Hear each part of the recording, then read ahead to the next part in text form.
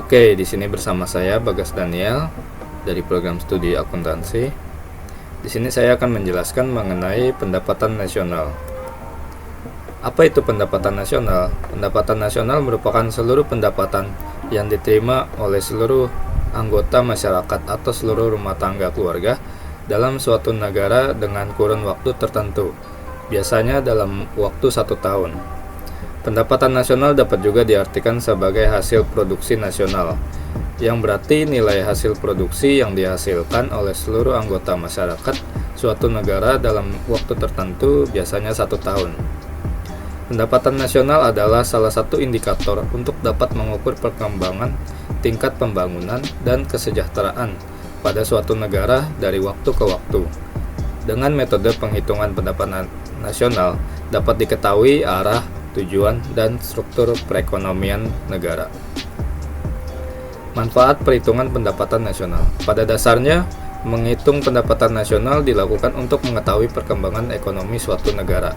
Lebih dari itu, menghitung pendapatan nasional adalah hal penting karena memiliki banyak manfaat, yaitu yang pertama, mengetahui tingkat kemakmuran suatu negara, yang kedua, mengevaluasi kinerja perekonomian dalam skala tertentu, yang ketiga, mengukur perubahan perekonomian dari waktu ke waktu, yang keempat, membandingkan kinerja ekonomi antar sektor, yang kelima, sebagai indikator kualitas hidup suatu negara, yang keenam, sebagai indikator perbandingan kinerja ekonomi antar negara, yang ketujuh, sebagai indikator perbandingan kualitas standar hidup satu negara dengan negara lain, dan yang kedelapan, sebagai ukuran dan perbandingan pertumbuhan ekonomi dari waktu ke waktu. Konsep pendapatan nasional. Dalam menghitung pendapatan nasional, dibutuhkan kategori-kategori dalam pendapatan nasional itu sendiri. Pada dasarnya, pendapatan nasional dibagi menjadi 6 kategori. Di antaranya, yang pertama, produk domestik bruto atau GDP. Produk domestik bruto, gross domestic bruto, domestic product, merupakan jumlah produk berupa barang dan jasa yang dihasilkan oleh unit-unit produksi di dalam batas wilayah suatu negara atau domestik selama 1 tahun. Rumusnya GDP sama dengan pendapatan masyarakat dalam negeri ditambah dengan pendapatan asing dalam negeri. Dalam perhitungan GDP ini termasuk juga barang atau jasa yang dihasilkan oleh perusahaan maupun instansi asing yang terkait, asalkan wilayahnya masih dalam wilayah suatu negara atau domestik tersebut. Contohnya, perusahaan X dari Jepang yang mempunyai cabang di Indonesia, hasil berupa barang dan jasa tersebut termasuk dalam GDP. Barang yang dihasilkan termasuk modal yang belum diperhitungkan maka bersifat bruto atau kotor. Yang selanjutnya, produk nasional bruto atau GNP. Produk nasional bruto atau gross national product merupakan nilai produk berupa barang dan jasa yang dihasilkan oleh penduduk suatu negara selama 1 tahun, termasuk yang dihasilkan oleh warga negara tersebut yang dihasilkan di luar negeri. Contohnya, seperti seseorang pria di Indonesia yang menjual pakaian di Malaysia, hasil berupa barang dan jasanya termasuk dalam GNP. GNP sama dengan pendapatan WNI dalam negeri ditambah dengan pendapatan WNI luar negeri dikurang dengan pendapatan asing dalam negeri. Yang berikutnya, produk barang neto atau NNP. NNP sama dengan GNP dikurang dengan depresiasi atau penyusutan barang modal.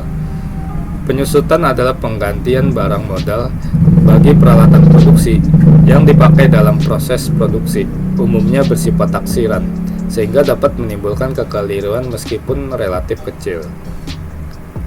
Yang berikutnya, pendapatan nasional neto atau NNI. Pendapatan nasional neto, net national income, merupakan pendapatan yang dihitung menurut jumlah balas jasa yang diterima oleh masyarakat sebagai pemilik faktor produksi. NNI sama dengan NNP dikurang pajak tidak langsung. Yang berikutnya, pendapatan perseorangan atau PI.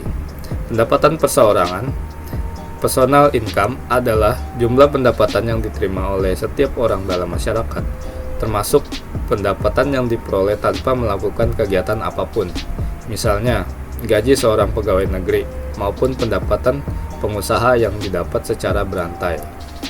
Rumusnya PI sama dengan NNI dikurang dengan Pajak perusahaan dikurang dengan iuran, dikurang dengan laba ditahan, ditambahkan dengan transfer payment. Transfer payment adalah penerimaan-penerimaan yang bukan merupakan balas jasa produksi, melainkan diambil sebagian dari pendapatan nasional tahun lalu, seperti pembayaran dana pensiun, tunjangan pengangguran, dan sebagainya. Lalu yang berikutnya ada pendapatan yang siap dibelanjakan, disebut juga dengan disposable income, yaitu pendapatan yang siap untuk dimanfaatkan guna membeli barang dan jasa konsumsi dan selebihnya menjadi tabungan yang disalurkan menjadi investasi. Rumusnya DI sama dengan PI dikurang dengan pajak langsung. Pajak langsung adalah pajak yang bebannya tidak dapat dialihkan kepada pihak lain, seperti pajak pendapatan. Klasifikasi perekonomian Indonesia. Menurut International Standard Industrial Classification atau ISIC, perekonomian Indonesia dibagi menjadi beberapa sektor atau lapangan usaha yang terbagi ke dalam 3 kelompok, antara lain sektor primer. Sektor ini mencakup kebutuhan pokok rakyat Indonesia pada umumnya, yakni sandang, papan, dan pangan. Sektor ini terdiri dari pertanian, peternakan, kehutanan dan perikanan, serta pertambangan dan penggalian. Sektor sekunder. Sektor ini adalah sektor yang masih berisi kebutuhan manusia di kehidupan sehari-hari, meskipun bukan termasuk kebutuhan pokok. Sektor ini terdiri dari industri pengolahan, listrik, air, dan gas. Lalu yang berikutnya ada sektor tersier. Sektor ini adalah sektor yang berisi hal-hal yang bukan kebutuhan pokok, bahkan bisa dikategorikan sebagai kemewahan di kehidupan sehari-hari. Sektor ini terdiri dari perdagangan, hotel, restoran, pengangkutan, telekomunikasi, dan jasa lain-lain. Oke, sekian dari saya. Atas perhatiannya saya ucapkan terima kasih.